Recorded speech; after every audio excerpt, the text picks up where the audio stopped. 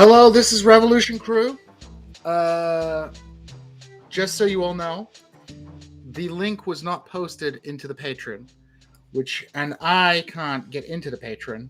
So we decided to do a second hour as a freebie. So all you people out there who like This is Revolution, you're getting a free hour of Patron-only content that we would usually keep behind a paywall.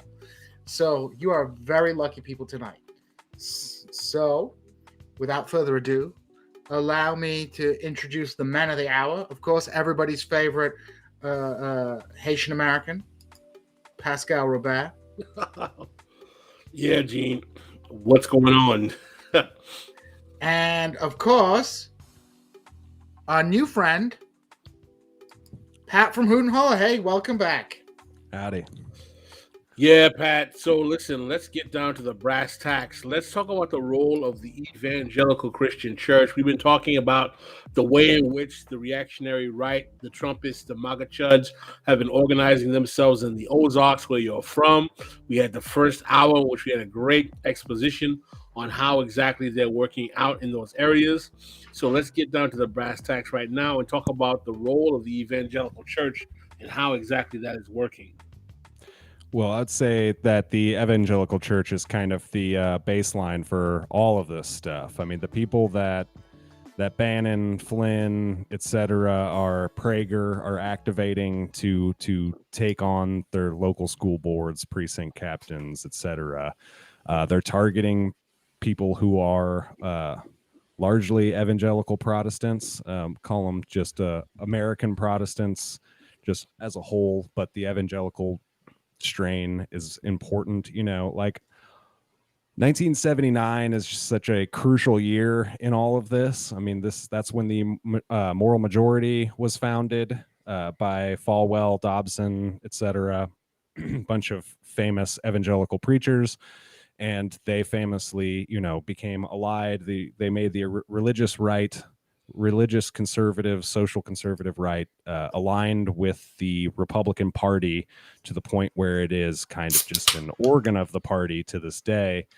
And so, yeah, it's especially in a place like this, it's steeped in it. We are the world headquarters of the Assemblies of God, a Pentecostal church, charismatic Pentecostal church, is here in Springfield.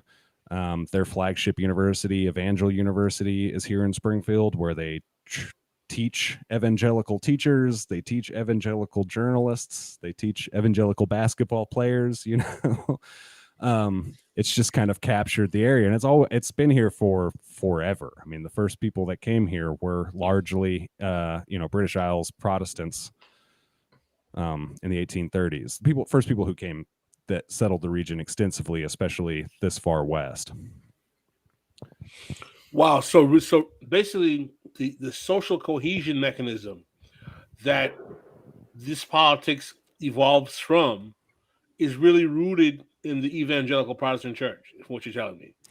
More or less. That's my read from the outside. I didn't grow up in an evangelical household, but I grew up amidst it, kind of as an outsider to that, arguing with I remember a school bus ride home my freshman year where a kid in my class and I argued for an hour and a half about whether or not Catholics were Christians.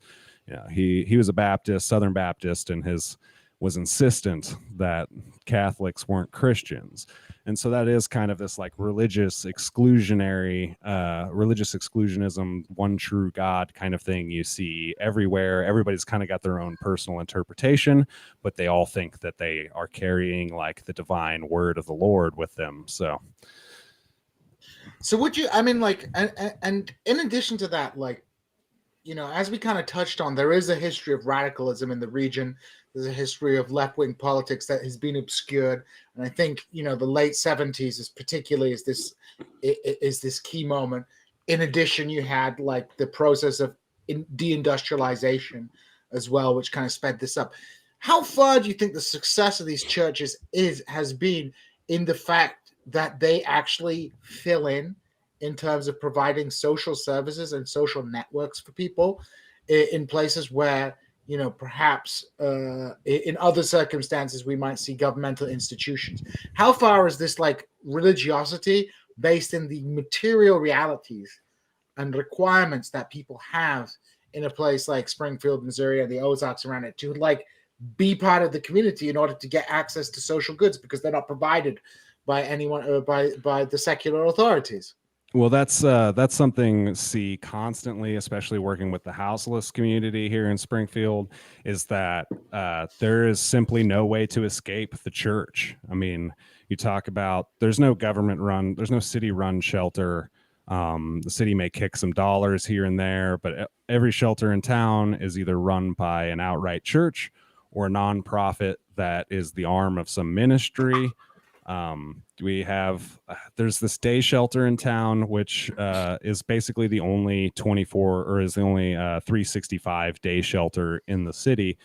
And everybody that I meet calls it the VA, like Veterans Administration, like it's somehow associated with that, but it's not. It's called Veterans Coming Home, and it's attached to a evangelical televangelist in St. Louis. Everything, even the stuff that kind of sometimes seems like it's the government is usually a church doing it. The Assemblies of God have Convoy of Hope, which is a massive relief organization, and I mean just massive. They just moved their warehouse over to the southwest corner of town and drove past it the other day, and it's nuts. I mean, it's probably 200-300 acres of warehouse for food that they use anytime it's instead of a disaster capitalism, like Naomi Klein, it's a disaster Christianity. So anytime that there's a global disaster or a domestic disaster, here comes the Convoy of Hope trucks bringing in food, clothes, and the word of God. So basically, there's an organizational mechanism that these churches are using to galvanize a certain kind of message revolving around these culture war talking points that becomes the fulcrum from which this kind of like Trumpian politics extends. And in terms of the actual messaging, do you feel that people like Bannon through his podcast, Right Wing Radio, Fox News is effective? Maybe even, for example, some of the evangelical television shows is effective in kind of breeding a constituency for this politics as well? I think so. What's interesting is I kind of keep an eye on some of these folks on social media, especially like the most active in Springfield, and I never see them share any War Room or Bannon stuff. But I don't know if he's still allowed on Facebook or what. But they've been a lot of them are really into the Stu Peters guy, which is like InfoWars also ran, who pushes a lot of like dominionist Christian stuff and anti-vax stuff. And that's where they found that Christopher Key vaccine police guy that came and screamed at the CEO and the school board and stuff, despite not living here. He was featured on the Stu Peters show, which, by the way, can I say, if my name was Stu Peters, I think I would go by Stewart. It's like being named Richard Head and deciding to go by Dick. That's true. Well, that's interesting because I think a lot of people assume that these kind of alt-right figure, are like super well known across rural Midwest, where in fact they actually have their own people, their own like evangelical network of people who people outside of those networks like have no idea about. It's a little bit like left-wing media. If I go to like a bunch of lefties and say, I don't know, who's the biggest left-wing star out there? Who would you say is the biggest left-wing star? I don't know. If I asked like who's Brianna Joy Gray or who's Sam Cedar or who's like Cenk Uygur from the Young Turks to some lefties, they would like know who they are. But if you ask some normies, they'd like, I don't have no idea who these people are. Right. And on a larger scale, the evangelicals, I think, have this self-contained like network of media, podcasts, social networks, and things like that, which yes is very Trumpy, but like existed before Trump, is independent from Trump, and it seems to be like they've aligned with Trump, but they're not dependent on these kind of Trump people. Would you say that's a fair assessment? Yeah, I think so. I mean, you have to like Trumpism is, other than it being an extension of, many trends within American politics, Trumpism is very young, but evangelical politicism goes back again, like far beyond 1979. But like that is the tipping point there, 1979. And they've created, the Bakers and Jim and Tammy Faye Baker and Pat Robertson. These people created huge networks that were doing 24/7 broadcasting to thousands, hundreds of thousands of homes around the country in the 80s and the 90s, and that didn't go away. It's just evolved. It's becoming podcasts. I mean, our Senator Josh Hawley just released like a Christian parenting podcast yesterday. They have their own media network, and that is kind of here's a word that I throw around pretty loosey goosey. People argue very much about the definition, but like Christian dominionism, the idea of like building God's kingdom here on earth, like there's a lot of arguments about what should be definitionally dominionist or whatever, but a guy like Hawley is a Christian dominionist. I have no qualms saying that. And his good buddy, Sean Fucht, who is like a Christian, like charismatic pastor. Maybe you've seen him. He's like the blonde, long-haired, kind of like surfer bro who's been traveling around the country and holding these huge events. And they're a revival movement. And they're kind of like into Reconstructionism, like trying again to build like God's law here on earth, basically. I mean, Sharia law. Well, what's his name? There's I can't remember the name of the article, but there was actually a very interesting article which argued that if you look at the kind of politics of someone like Josh Hawley, it is basically an importation into America of like a Muslim Brotherhood model developed in Egypt in the 1930s and 40s. It's a very similar kind of discourse. My only argument there is that I don't think it's imported. I think there are certainly similarities. They're kind of like on parallel tracks. But I mean, this ideology is like very much homegrown from Rushdoony to, I mean, like American Calvinism got into some extremely extreme places on women and on social lifestyle, like starting easily in the 18th century and really taking off in the 19th century. But what I would say, why I would say there's like an influence of it, is that I think especially since the war on terror, I think there's been a dialectic taking place where certain Christians are looking to the Islamic world and saying like, okay, we hate these Muslims, but you gotta give them the credit. They want to die for their religion. They're like being serious about implementing their like wrong religious law. And I think there is a dialectic taking place in which there's some of these Christians who are like, hey, we don't like the Islam part, but we like their vigor. We like their like religiosity, and we like the zeal of some of the more extreme, movements to emerge in the Islamic world. So I appreciate that, radical Christianity has a strong indigenous tradition in the United States. But, when we look at the development of political movements in other parts of the world, we often see them as being sort of an importation from the West to the East. Whereas I see, this is a more dialectical process that's taking place. And I think, radical Christians in the United States, I think have, at least in the last 20 years, been heavily shaped by their perception of what they see in the Islamic world as the vigor and zeal of Islamic movements. And they take that to a certain degree as a model. I mean, I don't know what you guys think, I don't know what you would say about that, Pascal.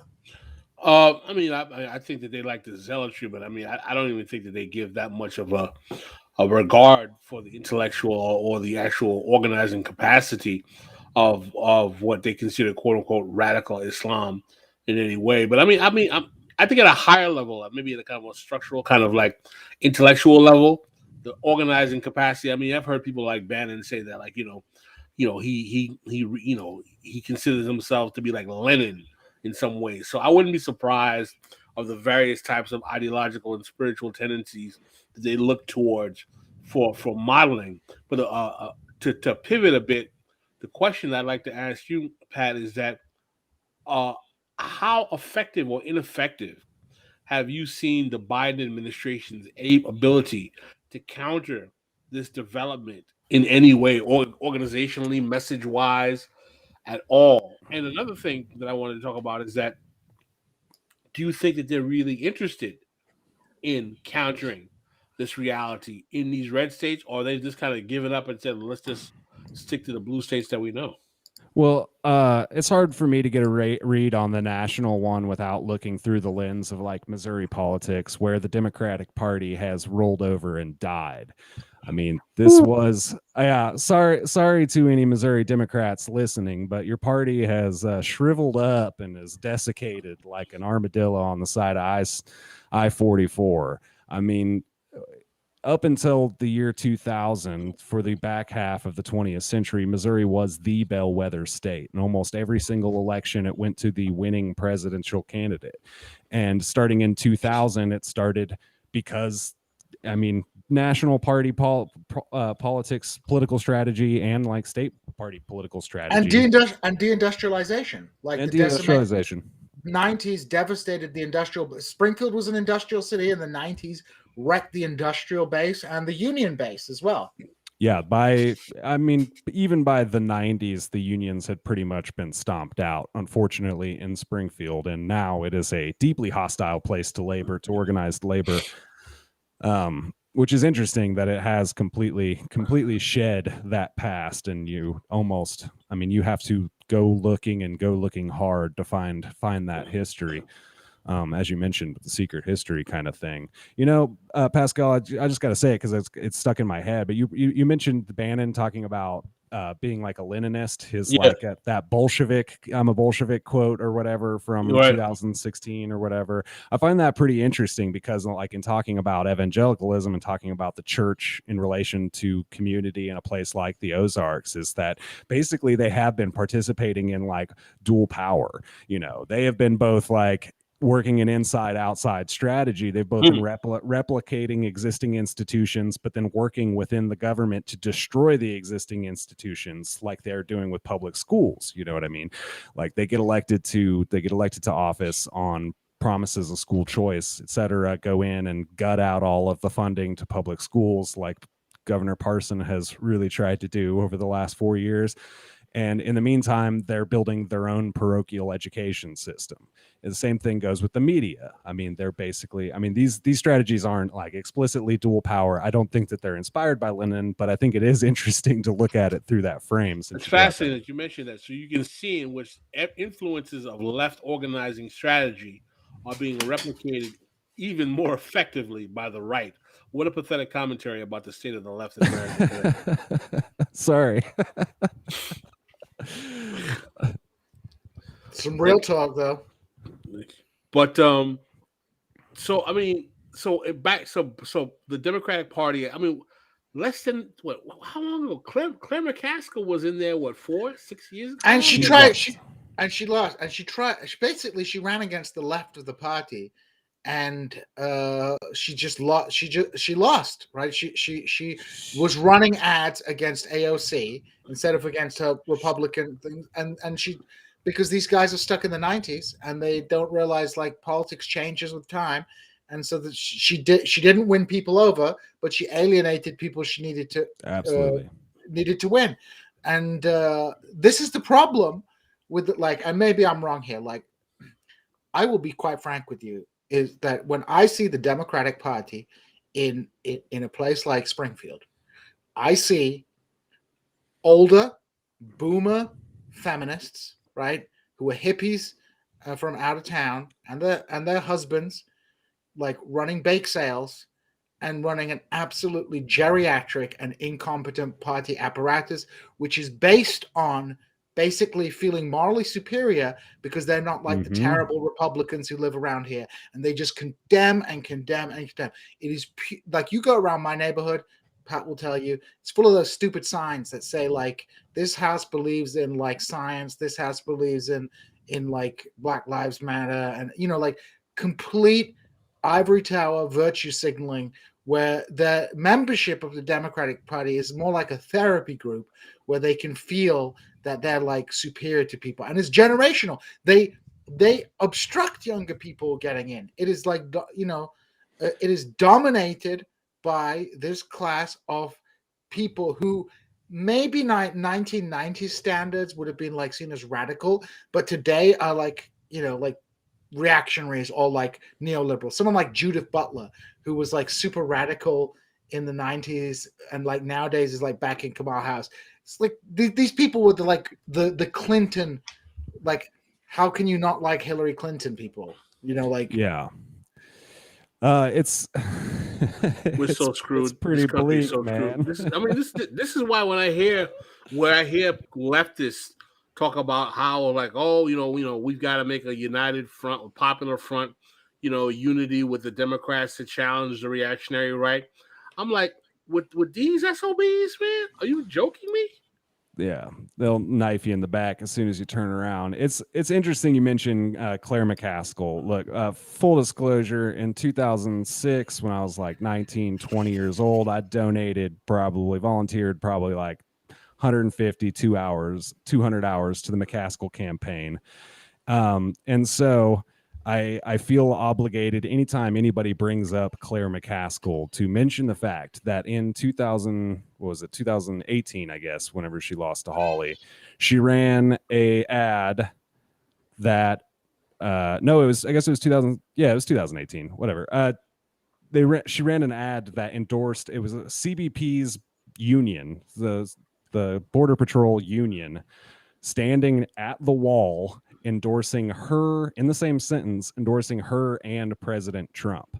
And I just have to remind everybody that she tried to outflank Josh Hawley on immigration. She tried to outflank him to the right on immigration. And so, can I say cuss words on here? Go for yours. Fuck Claire McCaskill. She's I have liberal friends who are like, well, don't you wish Claire McCaskill was in the Senate right now? I was like, what fucking difference would it make? You want three mansions? You want 3 people blocking legislation? Claire McCaskill is a rich, out of touch liberal, and the who works for MSNBC now, and is basically an MSNBC talking head who was able to like navigate politics quite well for a certain amount of time. She ran against if you guys all remember, they had this Todd Akin guy who was talking about legitimate rape. Mm-hmm. That guy, that was the guy she beat, right? Yep. So she was good at rat fucking people basically and doing like machine politics. But like this machine is broken down, and all these lugubrious liberals who are like going, well, you progressives should be supporting someone like Claire McCaskill. This is, I am not for like a blanket, don't support any Democrat. But when it comes to these sad sacks like, Claire McCaskill or like Kirsten Sinema, we shouldn't raise a finger to do anything for them. They should be like, Republicans are willing to like, Mau their own. Like, we have to play the long game. There were just some people who just have to be punished, and McCaskill got what she deserved. Absolute, I can't tell you how much I dislike Claire McCaskill, and I threw a beer can across the room the first time I saw that immigration ad. I was so, to use a Ozarkism, hopping mad. Yeah. Yeah, now she's like some font of wisdom about like democratic electoral policies. It's like, bro, you lost, right. You lost, and now you want to take advice from this loser. I mean, like, I get it, like the whole argument about like don't listen to Bernie people is because they lose. But then why the hell should we be listening to Claire McCaskill? Well, because she lost. I mean, the people that she ran against were no like, these were not like great Republican candidates. She beat Jim Talent, who was just like the most boring cardboard cutout of a Republican guy. And then she beat Todd Akin in a time when Todd Akin could be Todd Akin.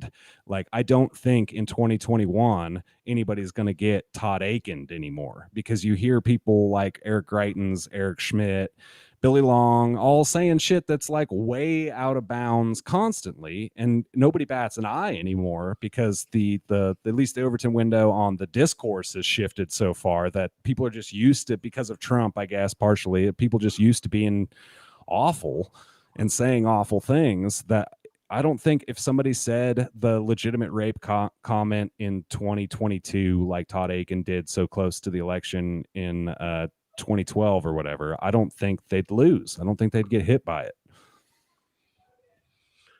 So listen, man, this is sounding more and more grim by the second, man. What's your prognostication for the 2022 midterm? Oh, they're gonna get slaughtered, bro. I think.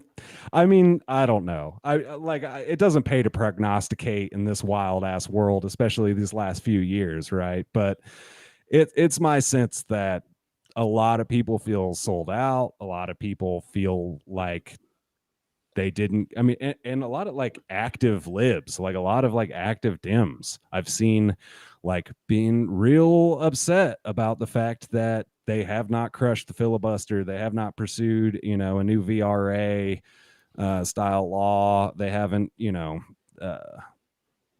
just not living up to the campaign promises that they laid out. And then the media oversold it at the beginning. They were calling this guy FDR. The new FDR. Yeah, and he's just Jimmy Carter. No, Jimmy Carter was way better. At least Jimmy Carter was nice. Yeah, he was nicer, but he was not better. Jimmy Carter did a lot of horrible things that crashed the economy and damaged labor. Also, Volcker was a nightmare under Carter. But I would say this, I think, I think the Democrats are totally miscalculating the appetite of libs. That's the problem, right? The libs want something, and the libs want them to fight, and I think they're just demobilizing their base. Like, they wouldn't have to pass anything particularly radical, but getting rid of the filibuster, doing a feel-good voting rights act, and keeping that child tax credit, they'd probably secure. But they're seen as so feckless and useless, and people don't buy the excuses anymore. So they're even alienating their own people.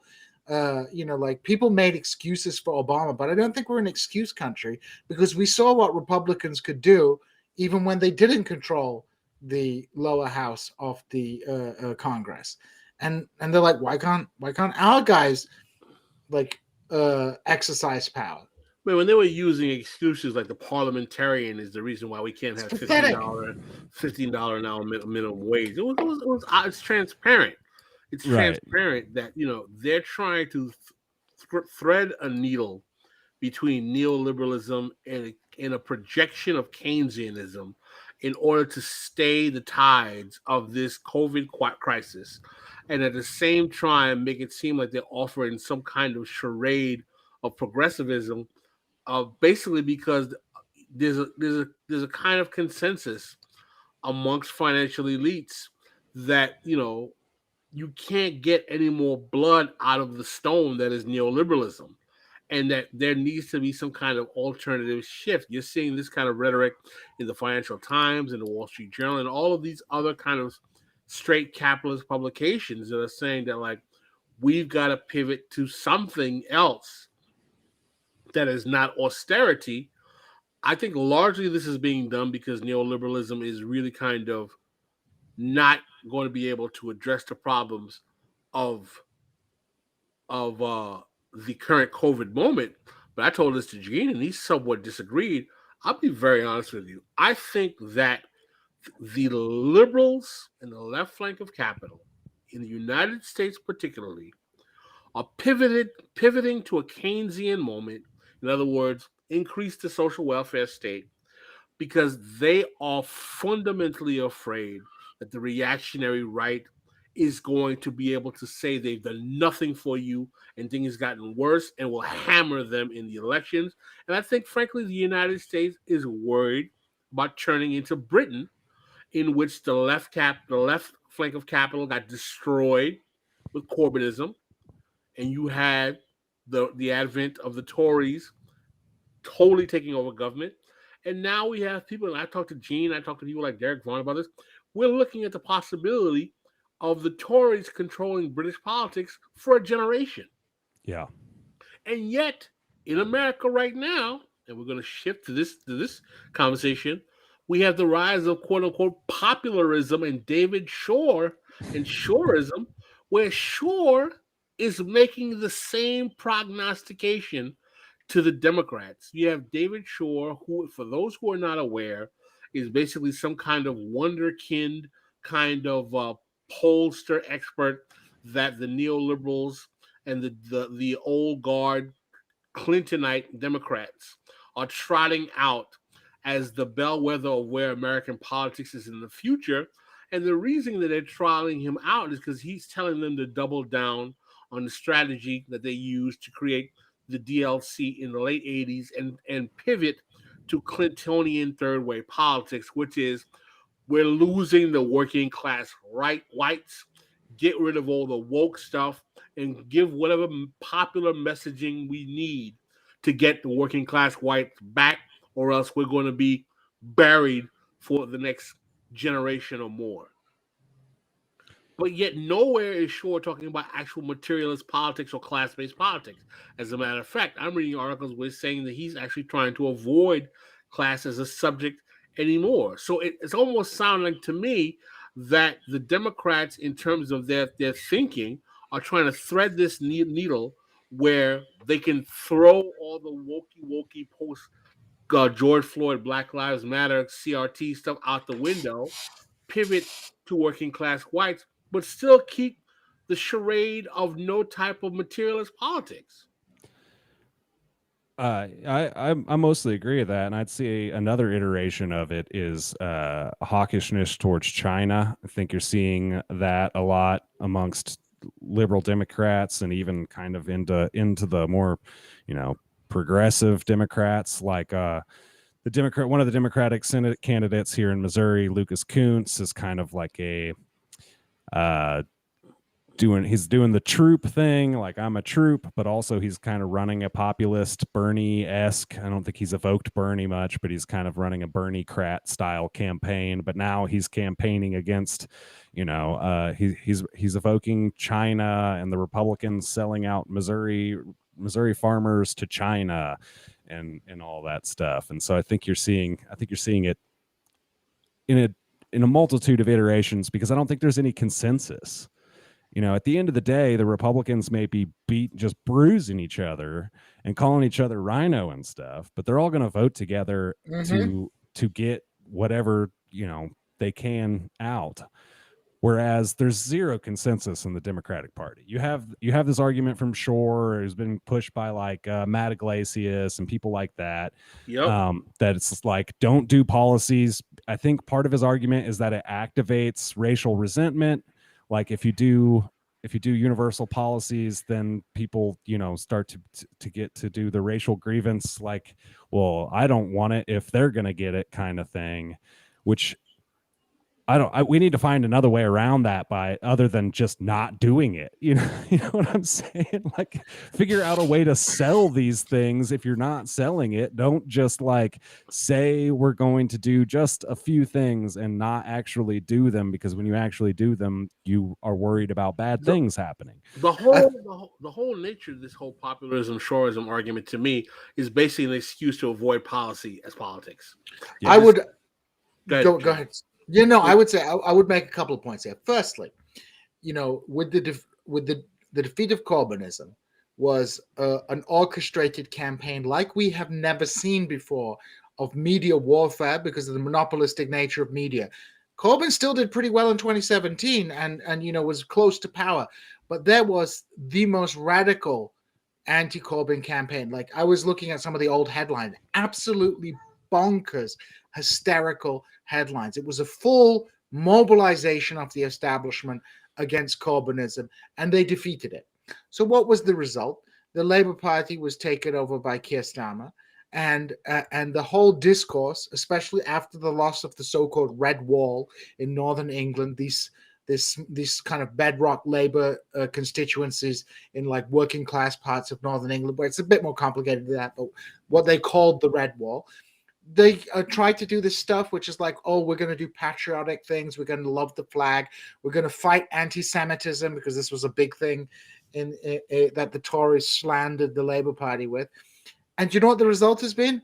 they have not won back those people, but they have managed to alienate the younger generation who were mobilizing behind the Labour Party. So, you know, ended up making no one happy except perhaps a small cosmopolitan elite. I would say this, like Labour, like all these Labour MPs are like talking about like cancel culture and like gender issues, like total culture wars nonsense. And it's just getting nowhere for them. Now, I think the different dynamic in the United States is unlike in America. It's like there isn't like a huge minority like establishment within the Labor Party, right? That black people, black politics in the United States takes place within the Democratic Party, right? Number one. Number two, since civil rights, we have like 2 generations of black politicians who have a lot of experience in the apparatus of the Democratic Party. So I don't think it is so easy for the Democratic Party establishment, which is in part controlled by black people, to do the full anti-wokey pivot that has been done by UK Labour. So I think this. Let me. The Democratic Party is populated by black politics. It is not controlled by black politics, nor does the black political class control the Democratic Party. They are functionaries within the hierarchy of the Democratic Party, but they do not control the Democratic Party.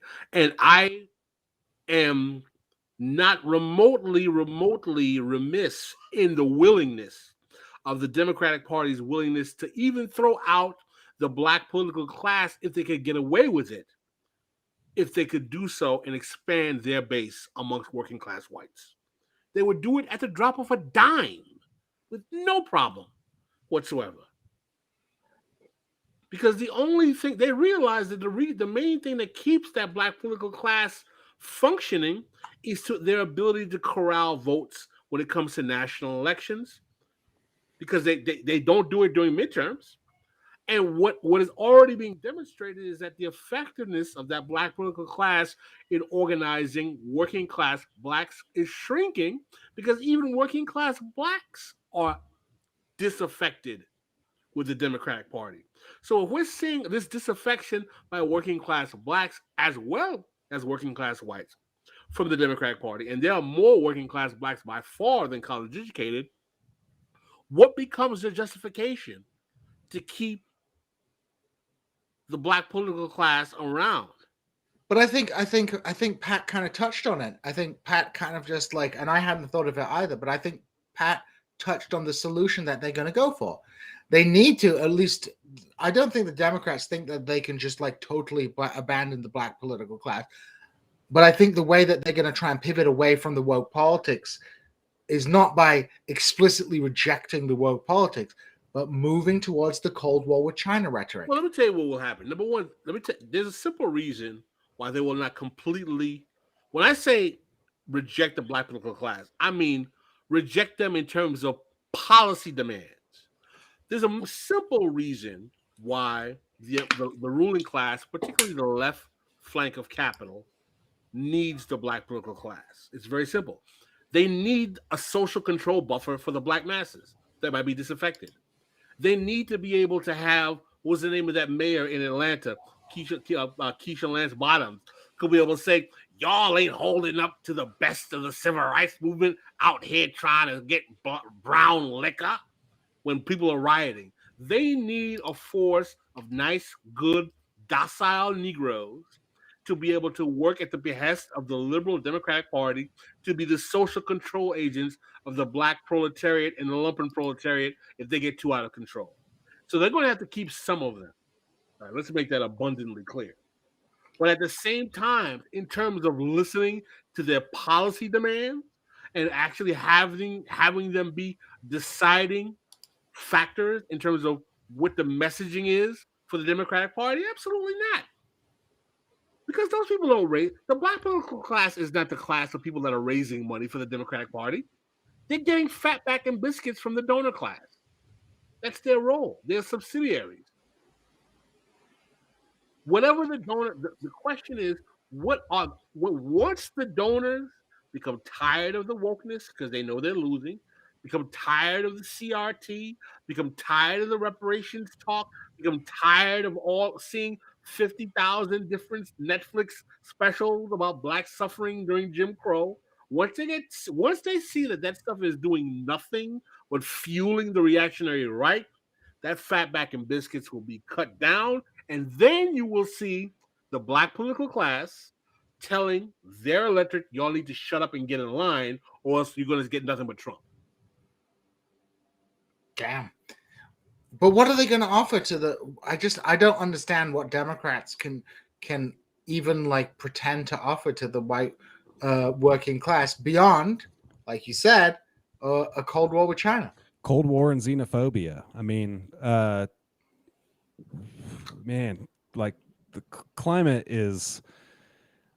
Honestly, I am pretty. I have a pretty grim outlook on climate change. Like I read the IPCC abstract and kept in mind the entire time that included on the intergovernmental panel are petrol states, like Saudi Arabia and the United States. That the language that they passed out of the IPCC report had to go past people who have a vested interest in us continuing to use many fossil fuels, and they still came out and said, hey, this is going really bad. And so I think that actually we could probably and should probably expect whatever they've told us to go slightly worse. And I think that migration is going to be the great issue of the next probably 20-25 years. Let me tell you the only utility the black political class has right now. The black political class are the last barricades the corporate Democrats have to fight the Sanders faction of the Democratic Party in elections and on the streets and in the halls of Congress. They will pull out Hakeem Jeffries and be like, AOC is nothing but a gentrifying interloper. She doesn't represent the black and brown folk in her community. You see how these progressives are sabotaging Biden's agenda? She's doing a racism, not allowing Biden's spending bill to pass. That's their utility. Their utility is to shut down the left, which is what Biden wants anyway. Well, and I wonder if the sheepdogs like that will get tapped to start doing the xenophobic thing, because I mean, I hate to be cynical, but the DLC, I mean, the Democrats just generally tend to tap on minority members, and whenever they want to get a little spicy right wing, they tend to tap on a minority member to go out there and be the person who says that, because it allows, you can do it wokely, I guess. If you go criticize China, woke imperialism. Listen, man, let's call it. Let's keep it 100 here. The Democratic Party's only interest in black voters is to use them as crash test dummies to fight Trump. That's it. That's it. They're not trying to give. They don't. You think Biden is seriously talking about a $21 trillion reparations package that he's going to give black people? You think that's going to happen under Joe Biden? You think Joe Biden is talking about like, yeah, well, cut the check. You think Joe Biden's serious about that? You think the Democrats are serious about that? You think the Democrats are down with all this? Like, oh yeah, we need the importance of CRT and all of this stuff. And they don't give a crap about that. Black people are pawns in their anti-Trump game, and they will use them as crash test dummies. And what we're seeing with shorism is that when that doesn't work, because the reactionary right is getting pissed off with all this race talk, they will throw black people under the bus and go out and say, we need to appeal to white working class people anyway. But they have nothing to appeal to white working class people with. How did they do it in 89 and 90 with Clintonism? Yeah, but like we're in a different moment though, right? Like I don't think you can out racism. Listen. You can't out racism the Republicans. Like we saw in Britain, Keir Starmer can go out and wave a British flag and talk about patriotism. But why the fuck, when I'm so doubling down, when things are so polarized, right? Why the hell am I going to vote for some Democrat who I think is a communist, even if they are waving? Because when the urban rebellions start, he's going to start saying we need to have mass incarceration 2.0. But I don't think that's going to work. I think the Republicans have got that nationalist language locked up. I don't see how the Democrats can even compete. Gene, here's what I'll say to that is just because an idea is obviously farcical and won't work does not mean the Democrats won't pursue it. That's very true. That's very true. They may well pursue it, but I don't think it will work for them as it did in the 90s. I don't think it will work either, but I do think that they are kind of running into a desperate moment where, I mean, they're kind of backs up against the wall where they either have to knuckle down and do something or they have to, turn the racism dial up. So the cynic in me just says that it's again, it's ultimately what they want to use. They want to use black people's racial grievance as a crash test dummy to fight Trump and be like, Trump is racist. Look at the racisms. How many different specials on Netflix are you going to watch about Jim Crow and its horrors? Go watch HBO and see 50,000 different movies about the suffering of black folk in America and the racial wealth gap, blah, blah, blah. All of that, again, to use black pain as the crash test dummy against Trumpism. How is that working out? What did the Republicans do? They took a 40-plus-year-old race ideology out of law school called critical race theory and turned it into a political gold mine. Yeah, and they have. It's paying dividends. That's what they did. They took the concept of wokeism, which was a slang that black people on social media were using to say stay conscious, and they've turned it into social public enemy number one so badly that even liberals and the left hate it. It's true, man. Because ultimately the Democrats are fighting. No, when I say the liberals and the left flank of Capitol are using black people and their grievances as crash test dummies, they're literally using black people and their racial grievances as crash test dummies. And I would add to that, we have this. I mean, yeah, it's hard to disagree with that point about the cynicism of the Democratic Party and how they deploy ideology. But ultimately, they're fighting the losing battle because you can, if you fight politics on the basis of a culture war, you're fighting on the right wing's territory. You're fighting in their home garden because people are, in general, kind of conservatively orientated, even if they're not necessarily politically orientated. Like everybody hates Angela Nagel, and she did a big right wing pivot. But one of the kind of insights that she had was that working class people, even if they're not super right wing, are perhaps a little bit socially conservative. And what the Republican Party has successfully done is to polarize politics on that culture war, on that social conservative things. Even and when you actually talk, I was talking to a guy, perfectly clever guy, a friend of mine who is a big reactionary in Springfield.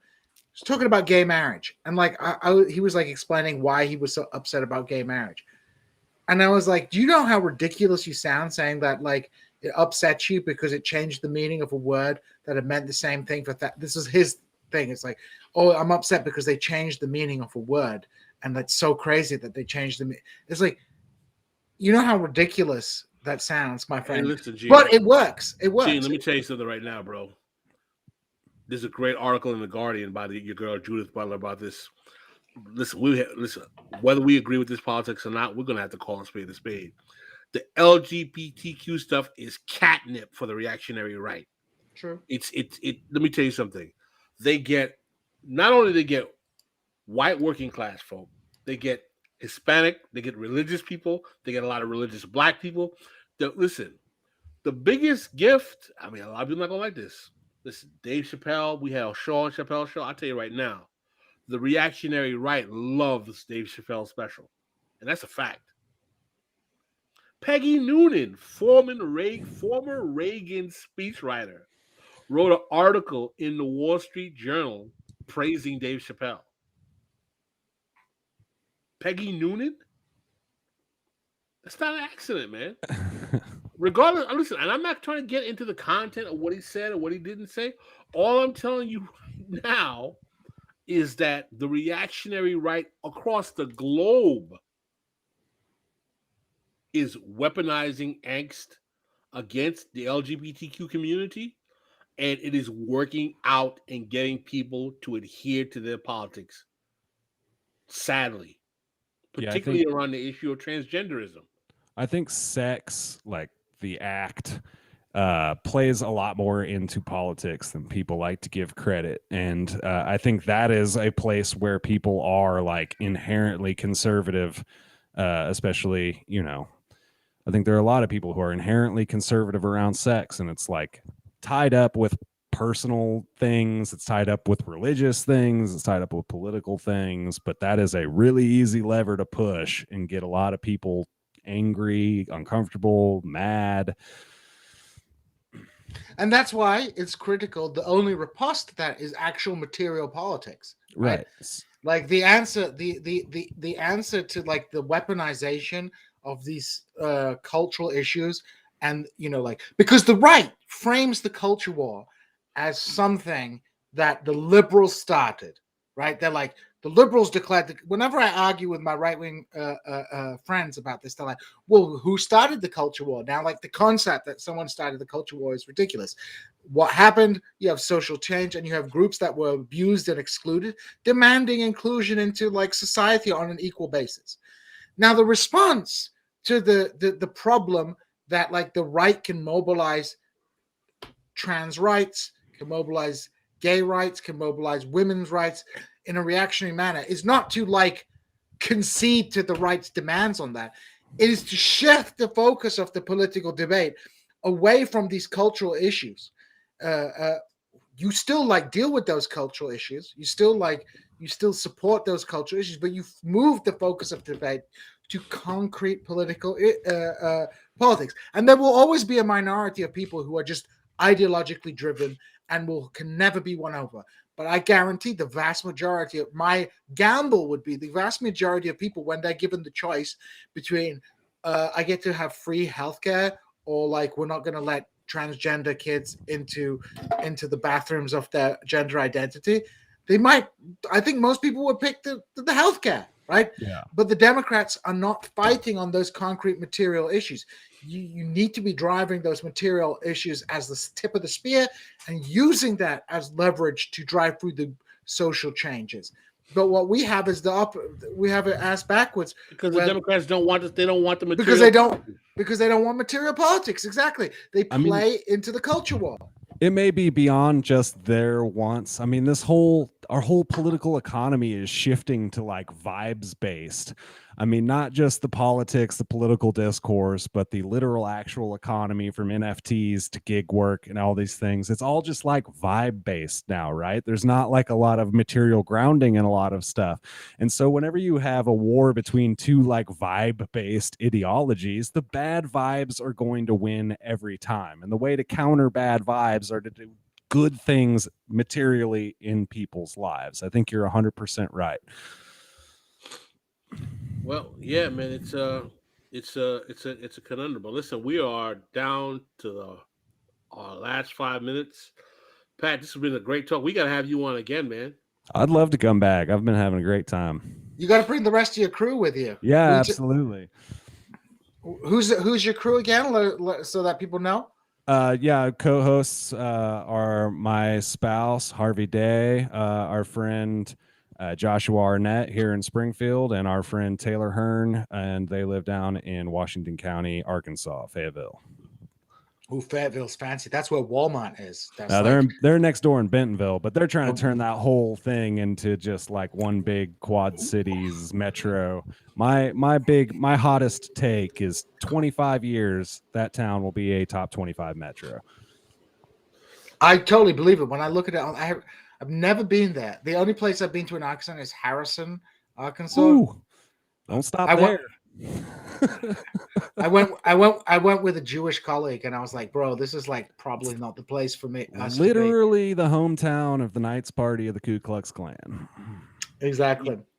It's some crazy stuff. But Pascal, once COVID is over, we got to bring you down to Springfield and take you out to Branson. Oh man, Yeah, go see we'll have Yakov conversations about Smirnoff. the buffet food, the great buffet food in Springfield, Missouri, at another time. Yeah, we And didn't then- even get into food here. Yeah, it was all business tonight. But everybody got a free show because the link was not in the Patreon. So all I could do was to put it free for everybody. So hey, all 140 people who are watching right now, if you like the show, come and support us, and we can produce more things. And we're definitely going to have Pat and his crew back. Yeah, we gotta have you guys come on a Saturday, man. We gotta have a long free show. A long free show where we could talk about all kinds of politics. I can do it all day, man. I mean, I barely touch my notes here. No, this was a good vibe. It was a good vibe. Whenever you asked me to put the Ozarks in a historical context, I didn't take you back 1.485 billion years to start. So, well, the Ozarks are one of the oldest mountain chains in the world. That's why they're so smooth. They're so smooth. They're so smooth. And we can talk. LME wants to talk buffets. What's LME's favorite buffet? I don't know. I bet she doesn't. I bet she likes the KFC buffet. I like the KFC buffet. Is that a racism because she's a black woman? Is that why you say she likes the KFC buffet? Why is it that only black people are allowed to like freaking fried chicken? Like fried chicken is a good food. It is a good food, and they have a KFC buffet in Springfield.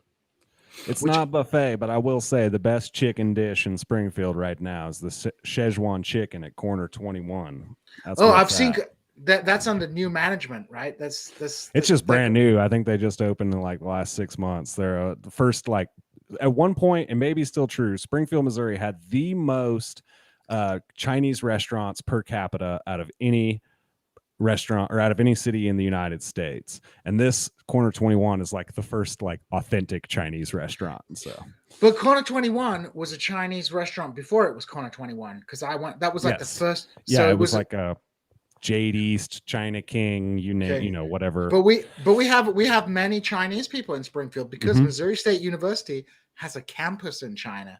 So we get to meet all kinds of real life people from China. There's a lot of Koreans who come for the Jesus. Come for the Jesus. There's a not insignificant Vietnamese population too. True. There's some Vietnamese. We even have 2 Indian restaurants. It's like positively cosmopolitan downtown. On that note, don't forget tomorrow we have the Mau Mau at 8 p.m. Eastern Standard Time, where we'll be talking about the politics of redemption. I'll be putting the article in the Discord, and we'll be talking about racial vindicationism. And it has out in the Patreon section, and we'll post it after. Yeah, so just so everybody knows, the Mau Mau Hour will start at 7 o'clock at my time. 8 o'clock Eastern Standard Time. It will go for an hour, and it will be for patrons only. Pascal will be interacting with the patrons. Once that is done, the show will be released to the public afterwards. But if you want to chat with Pascal on the chat, you have to be a patron. And also, guys, wait until you see the absolutely amazing thumbnail I made for the show. Pascal likes it because it gives Pascal it makes him Diesel. Yeah, Buff Diesel vibes. Buff Diesel vibes. All right, guys. Pat, thanks again. Thanks for coming on. We're going to have you guys and your crew on a Saturday, man. This is a great talk. This chatting politics, and how really totally freaking screwed we are in this country politically, and how much we got to try to do something to get out of here. I make all the thumbnails, LME. Anyway, so shall I do the we are out. Out.